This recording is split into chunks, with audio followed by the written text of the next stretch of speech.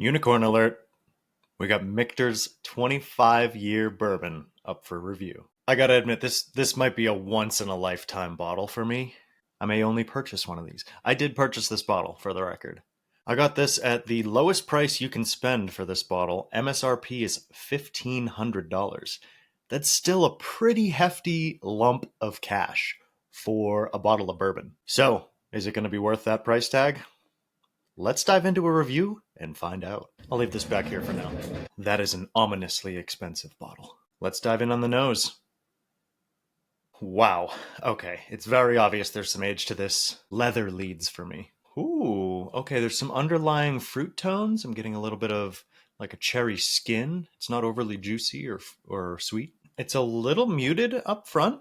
I'm not really getting a whole lot of aroma out of the glass. This has been resting for the last 30 minutes, so plenty of time to sit in the glass and develop. Ooh, there's some seriously dusty tones to this. I get like the thick layer of dust sitting on top of an oak shelf. I get allspice. I get black pepper. It smells like bourbon.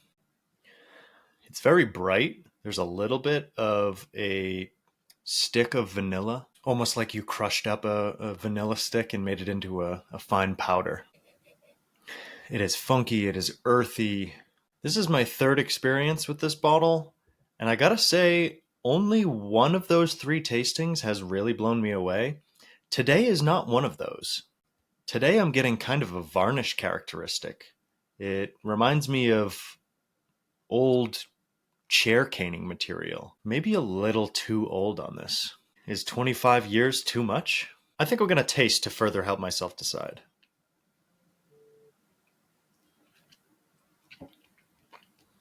Okay. Oh, that's where all the flavor was hiding. Okay, right up front, big raspberry, big cherry tones, way more fruity than I thought this was the first time that I tasted it. It has developed really nicely with a little oxygen. So if you do pop one of these, make sure to give it a little time. That first open may not do it for you. Okay, everything is starting to gain traction. I can feel the wheels starting to grip underneath me. Nice graham cracker tones here. Brown sugar. I get a little bit of that same leather characteristic still coming through. The nose is unlocked by the sip. Far more aroma coming in here now. It is smelling like every bourbon that I've ever loved. Ooh, suddenly it's a little vegetal, balanced with a little bit of floral. It really does everything that a well-aged bourbon should do. It's got depth. It's got a unique characteristic. It's got complexity. It evolves. This is good bourbon. Yeah. Look, I gotta say, Michter's knows how to make a good bourbon.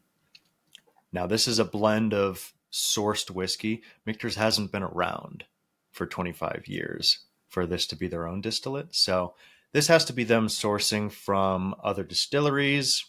Notable possible sources would be any of the Brown-Forman brands. They had an early partnership with Early Times. Oftentimes I find notes that are reminiscent of Heaven Hill. Michter's is obviously very secretive about where they source from, how they go about their blending. They talk about their filtration process, but they won't tell you exactly how it happens. They have some fantastic scientists doing really interesting work to make sure that those good characteristics are being maintained in their whiskey through that filtration process. And those bad tasting compounds are getting filtered out. Oh, it's like candy in the nose. Really, this is smelling quite lovely. In some regards, it's almost been blended to the point of obscurity. The nose is still really interesting. It reminds me of some hyper-aged pre-prohibition whiskeys that I've tried, which is certainly a compliment. But I don't know if this age range is really my favorite age range. I think my top end for oakiness might be about 18 years. I've certainly had 15-year whiskey that's been over-oaked as well, though. What's interesting is this 25-year bourbon does not smell or taste over-oaked in the way that I traditionally experience and traditionally don't like. It's not tannic. It feels like good oak was used. It's been broken down to the point of those subcomponents being very delicate, very patisserie sweet. Okay, maybe I was a little harsh on it earlier. This is good bourbon. Every sip really makes me want to hold on to it. Its linger is good. Now that it's had some time with air, the palate is more complete. Early in my tasting this bottle, some of the flavors were sitting up at the tip of my tongue and they really wouldn't spread anywhere else. Now it feels like a rolling pin is slowly being brought back across my tongue and it's squeezing out juicy cherry, raisin, plum, fig, nougat. It's got a distinct breadiness in the linger that I really like. Here at Amongst the Whiskey, we swirl our glass. We nose it, and we always taste fast. Actually, it's the opposite. I taste wicked fucking slow. Oh yeah, okay. Deep Inhales just smells like a wood shop. It feels like boutique-y wood is being worked into fine furniture. How could you not like that? It's got a class and elegance to it. It's good bourbon. Oh yeah. Now that the glass is getting on a little bit, I get some nutmeg characteristics, a little more of that allspice, a little bit of chaga tea. Stick my nose back in there. I get a little bit of turmeric, a little bit of coriander. Really, it makes me happy. Oh yeah.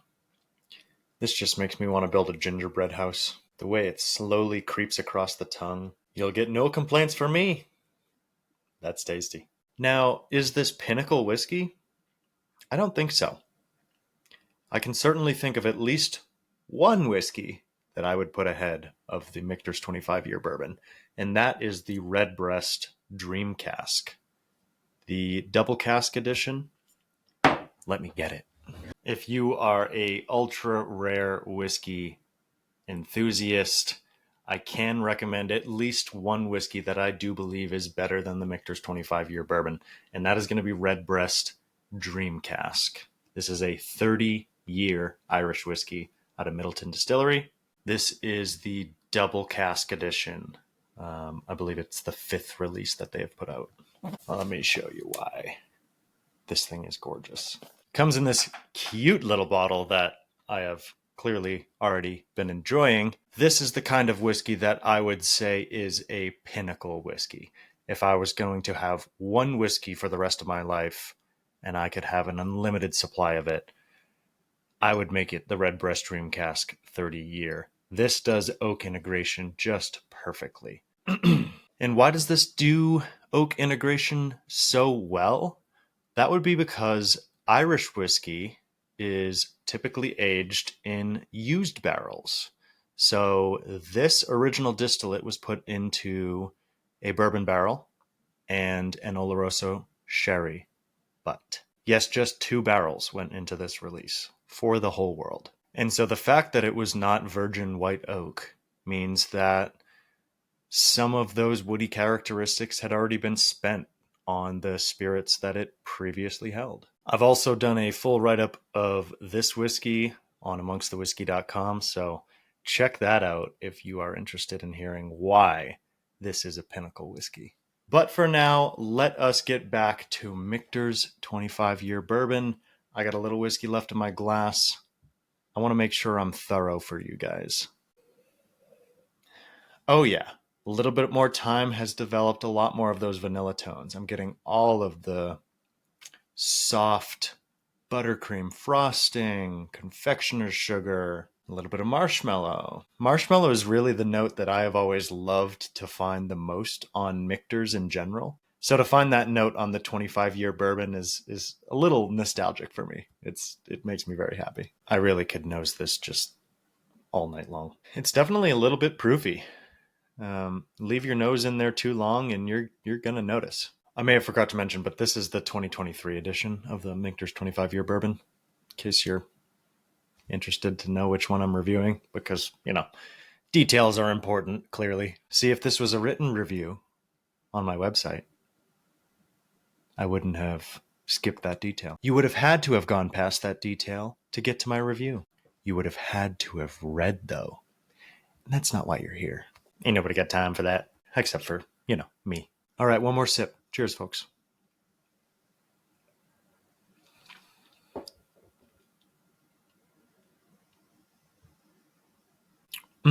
Mm, mm, mm, mm, mm, mm, mm, mm, mm.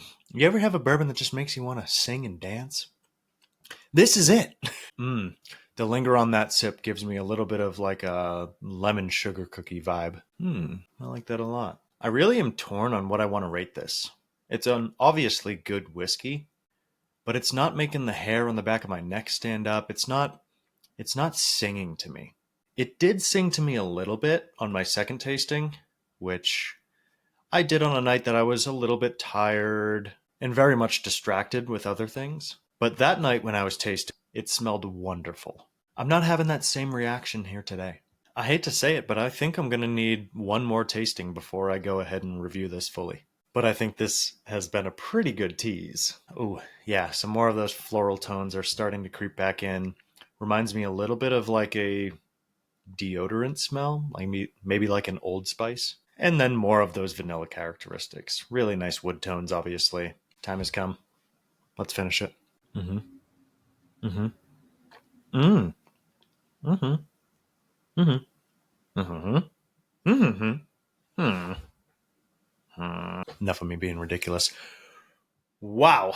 Very leathery finish, very earthy. Oh, and there's those sweet tarts swinging in right behind. I like the balance between the earthiness, the patisserie sweets, the wonderful fruit tones this does, and yet I do find myself wishing that it did a little bit more. I'm certainly not going to rate this one whiskey perfection, but I did thoroughly enjoy it. Good to the last drop. And because I like going above and beyond, I'll give you empty glass aroma notes. Earthy, but now it's a little bit more vintage. I get some clay tones to it. Tiny bit of latex going on in the empty glass. And a sweet vanilla biscotti. Just a kiss of cinnamon. It almost smells as if there's a Amburana barrel somewhere like 250 feet away, because that's how potent of a smell that barrel has. You got to be really far away from that sucker. You can still smell it. I could smell Amburana from a mile away. But there's just a kiss of it in this. It's not offensive. I like it. That's all I got. That is going to do it for today's review of Michter's 25-year bourbon, the 2023 release. Let me know, if you have tried this, what you think of this release. I'm really interested to hear. And if you haven't had it, after this review, are you going to hunt down a pour of this bottle? To put the rarity in perspective, there's only 415 bottles of this for the world. Yeah, it's that rare. That's going to do it for today. Keep it amongst the whiskey, my friends. Until next time. Cheers.